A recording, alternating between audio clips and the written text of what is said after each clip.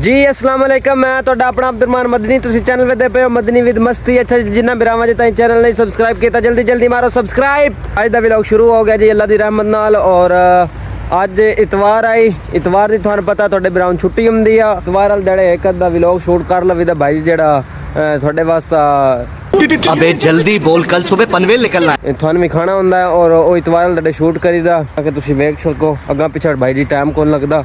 अज माशाल्लाह आया घर आस इतवार की छुट्टी आई और इधो माशाल्लाह माल चुग रहा और भाई होरी चुगा रहे हैं तो माशाल्लाह अपनी मज्जी हैं जी। एक है एक और दो है। तो अज दी भाई जी जी रूटीन है वो थोड़े नाल शेयर करते हैं। इधो भाई जी भाई होरी भी बैठे चेक करो जरा। हाँ जी अबू बकर साहब सुनाओ सेहत तबीयत क्या हो जी? परेशान ऊँच बैठो हैं थले कर सुना सेहत तबीयत क्या हो? फूका किदा की उड़ गई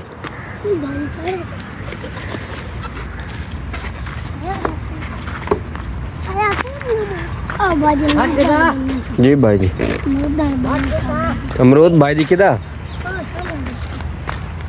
अनीस साहब कह रहे हैं जी आओ इतना अमरूद है ना ओ कोई खा पी आ भी है क्या दे अबू बकर साहब।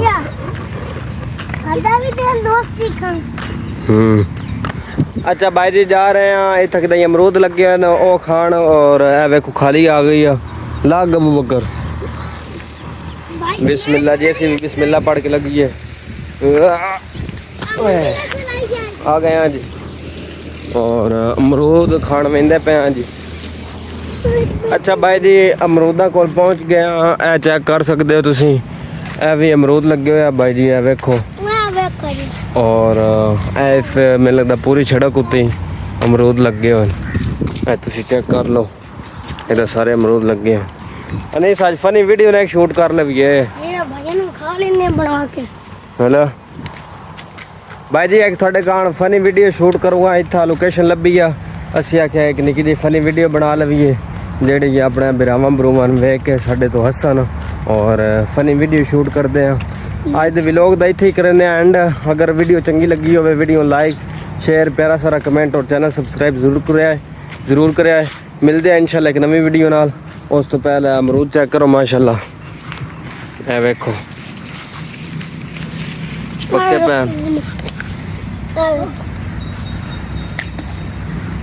अमरूद पक्के पैन भाई जी है वेख लो। और मिलते हैं इंशाल्लाह एक नवी वीडियो नाल।